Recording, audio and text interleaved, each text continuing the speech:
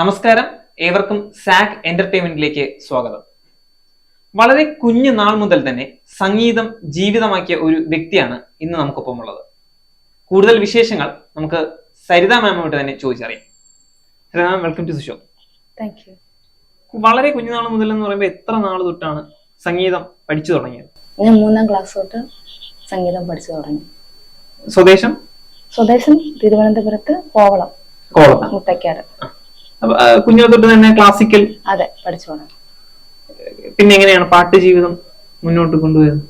പാട്ട് ജീവിതം ഞാൻ ആദ്യം പഠിക്കാൻ തുടങ്ങിയത് ഇവിടെ അനൂപ് എന്ന് പറയുന്ന പ്രശസ്ത കീബോർഡിസ്റ്റ്, ഇപ്പോ ഐഡിയ സ്റ്റാർ സിംഗറിലെ അദ്ദേഹത്തിന്റെ ചേട്ടൻ ഒരാളുണ്ട്, അനിൽ എന്ന് പറയും. അദ്ദേഹത്തിന്റെ അടുത്താണ് ആദ്യമായിട്ട് പഠിച്ചത്.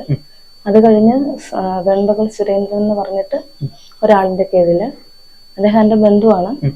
അത് പോയിട്ട് പിന്നെ ആര്യനാട് സദാശിവൻ സാറ്, ആര്യനാട് രാജു, പിന്നെ ഇപ്പൊ ഞാൻ പഠിക്കുന്നത് പാർവതീപുരം പത്മനാഭ അയ്യർ എന്ന് പറയുന്ന സാറിന്റെ അടുത്താണ്. ഇപ്പൊ ഞാൻ കണ്ടിന്യൂ ചെയ്യുന്നില്ല, എന്നാലും സാറാണ് ഇപ്പൊ ലാസ്റ്റ് ആയിട്ട് ഞാൻ അങ്ങനെ പഠിച്ചുകൊണ്ടിരിക്കുന്ന സാർ.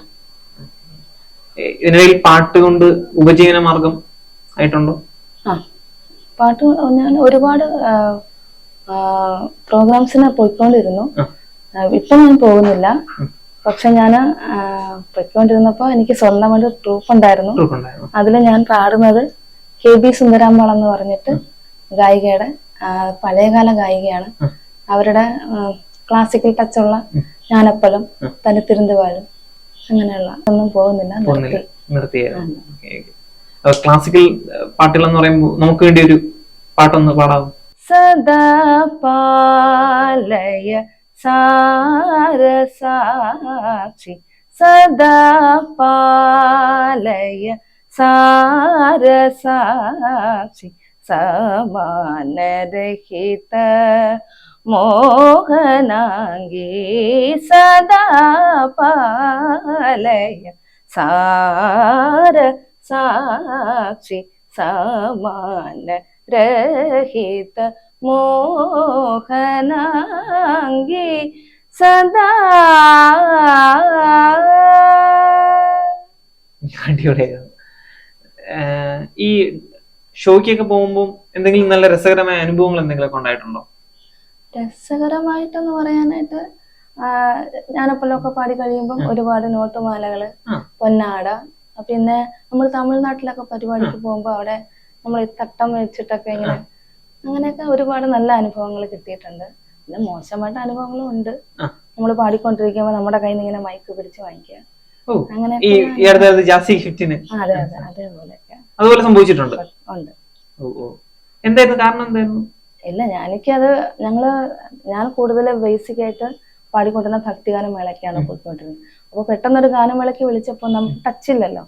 അപ്പൊ ഏതോ ഒരു കോറസിന്റെ പാട്ടിന്റെ കോറസ് വന്നപ്പോ എനിക്ക് പാടാൻ അറിയില്ലായിരുന്നു. ഞാനിങ്ങനെ പൈക്ക് വെച്ചിട്ട് ഇങ്ങനെ എന്നാലും ഒരു ഒപ്പിച്ച് പാടിക്കൊണ്ടിരുന്നു. അപ്പോൾ അയാൾക്ക് അടുത്തിരുന്ന ആൾക്ക് മെയിൻ ഗായകനായിരുന്നു, അയാൾക്ക് ഇഷ്ടപ്പെട്ടില്ല. അപ്പൊ അയാൾ പെട്ടെന്ന് മൈക്ക് ഇങ്ങനെ പിടിച്ച് വാങ്ങിച്ചു കഴിയുന്നു. അങ്ങനത്തെ അനുഭവങ്ങളൊക്കെ ഉണ്ടായിട്ടുണ്ട്. ഇതിനിടയ്ക്ക് പിന്നെ ജോലി എന്താണ്? ജോലിയായിട്ടില്ല, ഇപ്പൊ അങ്ങനെ ജോലിക്ക് ശ്രമിക്കുന്നുണ്ട്, പല ലിസ്റ്റിലും ഉണ്ട്.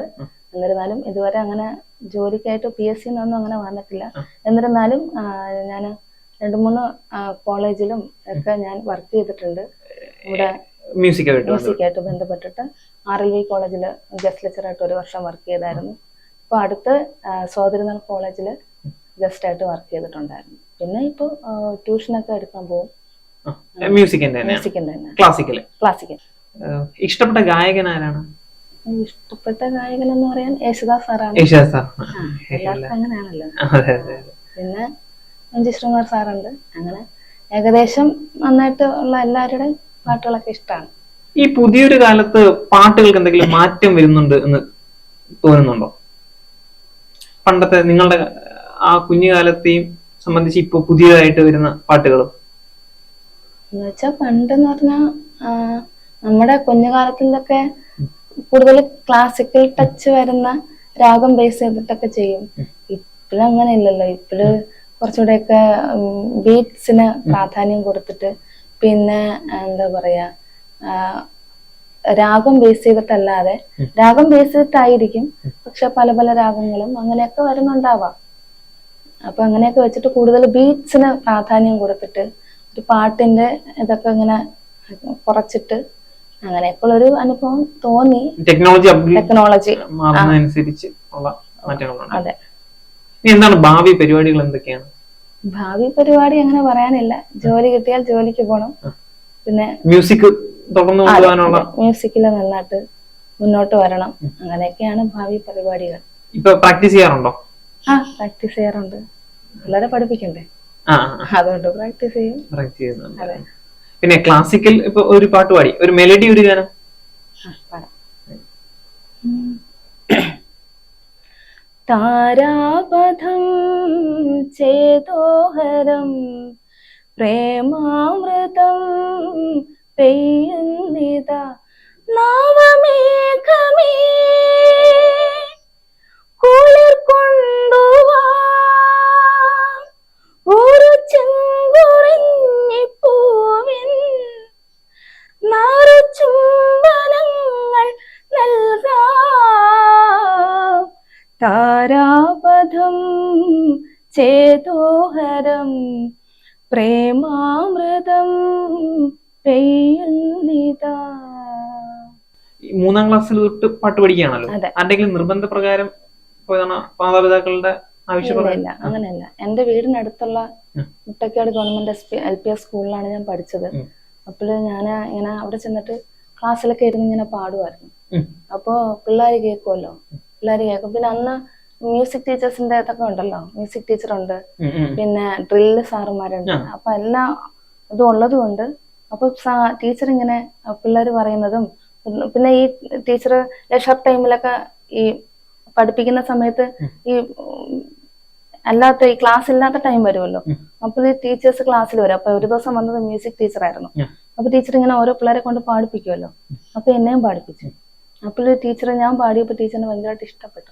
അപ്പൊ ടീച്ചർ പിറ്റേ ദിവസമായപ്പോൾ എൻ്റെ അടുത്ത് പറഞ്ഞു വിട്ടു, എൻ്റെ കൂടെ അനിയത്തിയും വരും, അനിയത്തിയും ഞാനും ഒന്നിച്ചാ പഠിച്ചത്.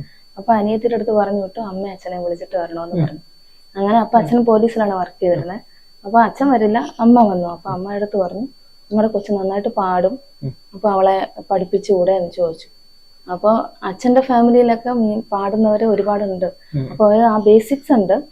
അപ്പൊ എന്നിരുന്നാലും എന്നിൽ അത് കിട്ടുമെന്ന് വിചാരിച്ചിരുന്നില്ല. അപ്പൊ ഞാൻ പാടുമെന്ന് ടീച്ചർ ഇങ്ങനെ പറഞ്ഞപ്പോൾ അച്ഛന് പിന്നെ ഇൻട്രസ്റ്റ് ആയി. അങ്ങനെ അച്ഛനാണ് കൊണ്ട് ഇതുവരെ അച്ഛൻ പഠിപ്പിച്ചുകൊണ്ടിരുന്നു. ഇപ്പൊ പിന്നെ കല്യാണമൊക്കെ കഴിഞ്ഞ് അങ്ങനെ സ്വന്തമായിട്ട് അങ്ങനെ പോകുന്നു. സിനിമയിലൊക്കെ പാടാൻ വേണ്ടി ശ്രമിച്ചിട്ടുണ്ടോ? സിനിമയില് പോയിട്ട് ഞാൻ കുറെ ആൽബം ഒക്കെ പാടിയിട്ടുണ്ട്. ആൽബം പോലെയല്ല, ഈ മ്യൂസിക് മറ്റേ ഡിവോഷണൽ സോങ്സ്, പിന്നെ അല്ലാണ്ട് ആൽബം സോങ്സ് പോലെ, പിന്നെ ഈ സീരിയലിനൊക്കെ ഈ ചെറിയ ചെറിയ പല്ലവികൾ ഇങ്ങനെ അതിനൊക്കെ പാടിയിട്ടുണ്ട്. പിന്നെ സിനിമയ്ക്കൊക്കെ പാടിപ്പിക്കാന്ന് പറഞ്ഞിട്ട് കുറച്ചേര് പറ്റിച്ചിട്ടൊക്കെ ഉണ്ട്. ഞാൻ അതിനൊന്നും പോയില്ല. പിന്നെ അങ്ങോട്ട് പോയില്ല. ഈ ഗായകർക്കുള്ള പേയ്മെന്റ് ഒക്കെ ഏകദേശം കറക്റ്റ് ആണെന്ന് ചിന്തിക്കുന്നുണ്ടോ? അതോ കുറച്ചുകൂടി കിട്ടണം ഈ ഷോയ്ക്കൊക്കെ പോകുന്ന സമയത്ത്? അത് വേണം. ഇപ്പൊ കിട്ടുന്നതിനേക്കാൾ കൂടുതൽ കിട്ടണം എന്ന് ചിന്തിക്കുന്നുണ്ടോ? അത് അങ്ങനെയല്ലല്ലോ. അപ്പം കിട്ടണം എന്നാണ്, പക്ഷെ എപ്പോഴും ഒന്ന് നോക്കുന്നതെന്ന് പറഞ്ഞാൽ ഈ ഫെമിലാരിറ്റി കൂടുന്നതനുസരിച്ചിട്ടല്ലേ, പോപ്പുലാരിറ്റി കൂടുന്നതിനനുസരിച്ചിട്ടല്ലേ അവർക്ക് റെമ്യൂണറേഷൻ കൂടുള്ളൂ. ഇപ്പൊ നമ്മള് ഇപ്പം അത്ര ഫേമസ് അല്ലാത്തത് കൊണ്ട് നമുക്ക് പേയ്മെന്റ് എപ്പോഴും കുറവായിരിക്കും.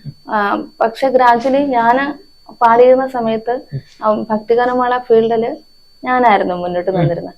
അപ്പൊ എനിക്ക് നല്ലൊരു റേറ്റ് ആ സമയത്ത് നല്ല റേറ്റ് കിട്ടുമായിരുന്നു. പിന്നെ ഒരു കുറെ പരിചയക്കാരൊക്കെ ഉണ്ട്.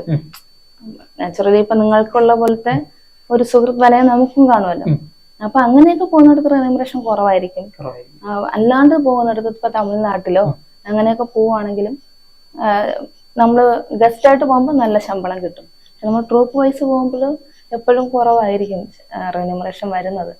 പിന്നെ നാച്ചുറലി ഇപ്പം നല്ല പാടുന്ന സിംഗേഴ്സ് ഇപ്പം ഒരു 2 ഫിലിമിലൊക്കെ പാടിയിട്ടുള്ളവർക്ക് അവർക്ക് റെമ്യൂണറേഷൻ എപ്പോഴും കൂടുതൽ തന്നെ കിട്ടും. പിന്നെ കുറച്ചുകൂടെ ഒക്കെ ചോദിച്ചു വാങ്ങിക്കാൻ കപ്പാസിറ്റി ഉള്ളവര് രക്ഷപ്പെട്ടു പോകും. അത്രേ ഉള്ളൂ എന്നാണ് എന്റെ ഒരു നിഗമനം. എനിക്ക് ഇനി സംഗീതവുമായിട്ട് ബന്ധപ്പെട്ട് ഭാവിയിൽ എന്താകാനാണ് ആഗ്രഹം? എനിക്ക് ഭാവിയിൽ ഒരു മ്യൂസിക് ടീച്ചർ ആവണം.